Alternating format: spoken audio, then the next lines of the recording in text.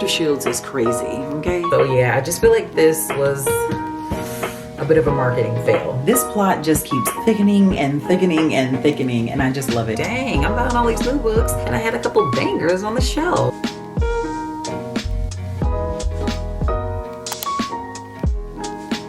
Hey, welcome back to my channel. I'm Joyce, and today we are doing another episode of my TBR Takedown, which is a series that I have taken on to read the books on my physical TBR, and it's been very exciting. It's been very fun. More importantly, I've been reading the books that I have owned for months or even since last year. The first book that I am going to tap into is Home is Where the Bodies Are, and this is by Jeneva Rose. I absolutely love this book cover. Actually, husband prompted me to buy this book because I have read The Perfect Marriage by her. I also read One of Us is Dead, and I read You Shouldn't Have Come Here. Perfect Marriage, really enjoyed, gave it 4 stars. One of Us is Dead, middle of the road. It's okay, it's a nice read. Nothing that I'm just like, oh, you need to read it. You Shouldn't Have Come Here. I'm just not even gonna talk about it, because one thing I don't like to do here is say negative things about books. And I know that reading is subjective, but I also know that these authors are really putting themselves out here, and I just don't like to trash somebody's art. I just feel like it wasn't my cup of tea. That's just what I'll say. It just was not for me. If I do not like this book, I will not read any more books by Miss Rose. Quick synopsis. This book is following 3 siblings. You have the older sister who stayed home to take care of the mother. Then you have the middle sister who's struggling with addiction. And then you have the baby brother. And the baby brother is the successful one. I guess he went off. They live in like this small town. So he went off to be successful and all that jazz. Their mother actually dies. And so now all the siblings that were estranged, they're now finally trying to rekindle because their mother left a will. And so obviously the estate needs to be honored and divided up. The mother did have some very interesting last words, which I'm not going to share because I don't remember if that's a spoiler or not. She had some very interesting last words, which is keeping me engaged. Other than that, my first impressions of this book, I am not impressed. I could easily DNF this book. But I'm not gonna do it. I think that there's a lot of life nuggets in here, some really good nuggets about grief, and the different ways in which we grieve, whether it's for a love or a loved one or the way that your life has turned out. So I do love those components, but I just want more. And this is starting out to be a slow burn thriller. I am not a fan of slow burn thrillers. I feel like if I want a thriller, it needs to come at me hot, heavy, fast. This is not that. It is a short read. This book is only 245 or 46 pages. So I'm hoping that it is going to get better. But as of now, I am not impressed. I am not loving it. The mother's last words do have me interested to know, like, okay, what's gonna happen in regards to that? Well, I will say that the book definitely got better. I did figure out how the mother's last words were going to play out. So basically, I guess the twist. The second sentence, she doesn't even get to finish. Those are actually her last words, and I guess correctly. It was more like a warning, and I definitely guess what the warning was in regards to. So I absolutely love that. I want to talk ratings. Normally I don't, but for this one I am going to. As a thriller, it's a 3-star book. That's just a regular fiction book with mystery and suspense components. It's a 4-star book. Once I realized that's kind of what we're really dealing with, then I had to shift my experience with the book. I absolutely am a mood reader, and so if I go into a book, I'm thinking, like people said, oh, it's a twisty roller coaster, fast-paced and gripping and all of that. I'm just expecting fast. I'm expecting twisty. Like, there's one twist, so it's like, calm down, don't gas it up. And so yeah, I just feel like this was a bit of a marketing fail. So I would love to do the book better justice here on my little tiny small corner of the internet. It reads more, like I said, a fiction book about siblings who find a VHS tape. Their dad has blood on him. There's a dead body of a girl that went missing many, many years ago. And the parents say in the videotape that they are going to get rid of the body. If I come across something like that, oh my God, me and my sisters, I would be like, are you kidding me? We really just get a lot of the inner monologue of the kids and, their thoughts on what they think happened that day. And it also is an exploration and examination of the siblings and their relationship and how and why they are where they are today and how they have so much resentment and conflict amongst each other, basically as a result of the secret that their parents did, or that their parents had and carried this whole time. But we also get to see how the same secret that divided and destroyed this family is the same exact secret that brings healing, brings them closer together, and it also brings a sense of freedom, you know, and justice. And so I absolutely love that. One cool thing about this book, I like the ending. In most thrillers, you don't really like the ending. It's like you don't get a happy ending all the time in a thriller. You get justice, but you don't always get a happy ending. Maybe it's left a little open-ended or kind of crazy or whatever, but this one was wrapped up so nicely. There are so many quotes in the book that you can underline. Like, she even talks about it actually in the acknowledgement section. Like, the person who was proofing the book, they're like, wow, there's just so many good quotes. There are. It's like nugget after nugget, gem after gem, and that's what I mean. Like, it feels very fiction-like to me, you know? It really is a story about how her parents made the wrong choice, but for all the right reasons, and I completely understand it. But yeah, just go into it not thinking you're gonna get this fast, fun, crazy ride. I would not use those words to describe this book, but it was good. I think it was just really poor marketing. I don't know, but yes, if you want to read it as a thriller, just let me forewarn you, it's not overly thrilling. However, it does get really intense, really fun, really fast, and really thrilling. The last 10, maybe 12 chapters of the book, I'd have to be very specific with who I would recommend this book to, and I would give a lot of context about what to expect before reading this. So that is what I will say about Home is Where the Bodies Are. I do have 2 books to choose from here. I'm not really sure which one I want to get into first, but I'm pretty sure it's going to be this book. So I decided to read An Anonymous Girl by, gosh, there's a big old sticker on it.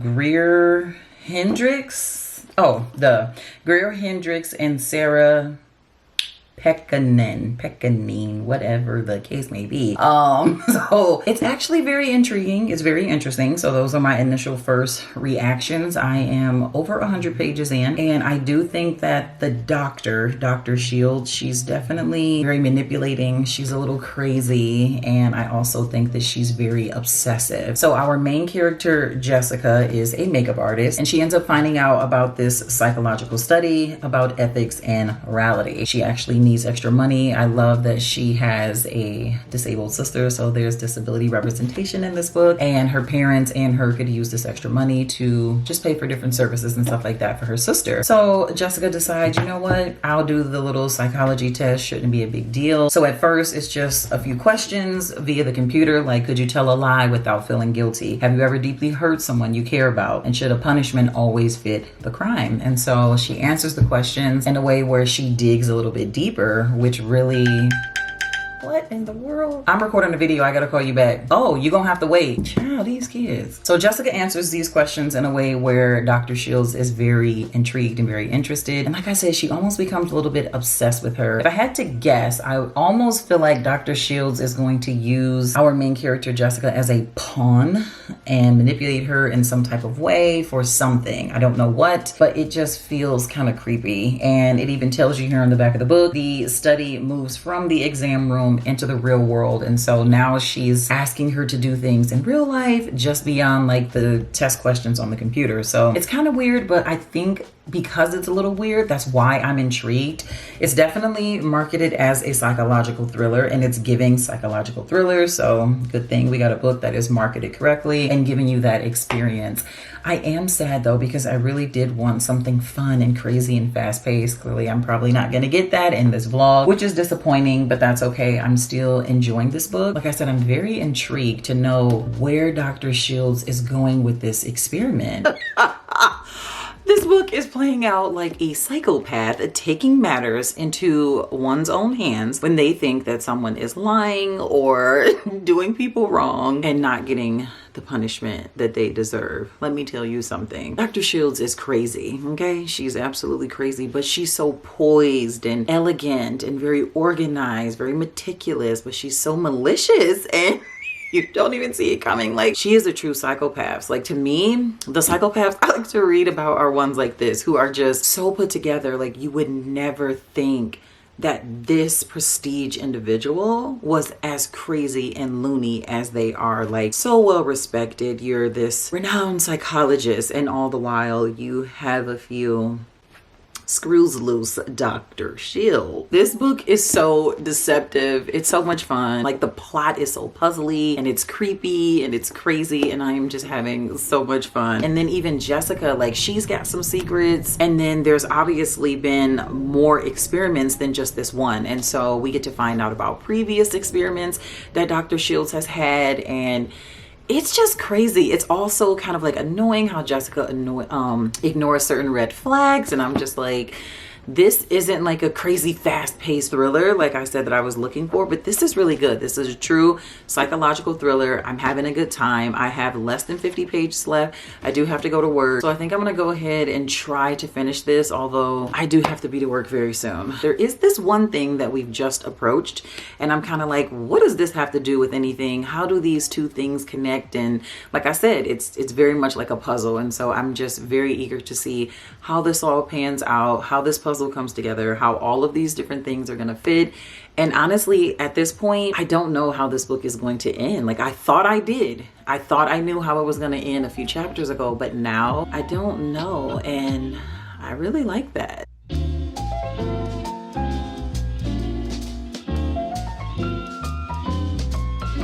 Baby, listen, this plot just keeps thickening and thickening and thickening, and I just love it. It's so many little secrets. Oh, I want to share so much more, but I can't. Like I said, certain details, they're just definitely gonna take away if you want to read the book. This is one that I would have to read and discuss with people who have already read it, because it's just little things that are coming up and I'm just like, oh, okay. One thing that I really, really am enjoying is that I had no idea the book is set in the months of November and December. So like right now, it's Christmas Eve in the book. I'm reading a book in November that takes place around the holidays. Absolutely love this for me. Ooh, as you can see, I've been playing in color again. Well, I mean, I don't do it myself. I go to the hair salon and I get it done professionally, but I got the ginger and the copper taken out. Ooh. And then I got like some honey brown and brown highlights. It's just so cute. It's so fun. I cannot lie. I already missed my ginger hair. So anyway, I did finish An Anonymous Girl, and this was my intro to Greer, Hendricks, and Sarah Pekkanen, and I would definitely read another book by them. I have heard mixed reviews about The Wife Between Us. Some people like it, some people don't, but more people like it than don't. So I think that would be the next book that I would try by this author duo. This is basically a story about the dangers of all-consuming love, obsession, passion. It's also a story about having lack of integrity. It's a story about morality. It's a story about how we move and how we operate when we know we are being watched, and how easy it is to be manipulated if you are in need of something or if you have a secret. It was really good. I would recommend the book. I would not say that this is my favorite thriller, but I did have a good time. I liked it. Like I said, I would read another book. I would recommend this to readers who like unreliable narrators, unlikable characters, books about psychopaths. Dr. Shields is definitely a psycho. Readers who like a puzzling plot. I would say that this is a medium-paced thriller. The last 50 pages, they weren't as climactic as I would have liked them to be. I feel like a lot of answers were, a lot of questions were answered. And so those last 50 pages, it was just like,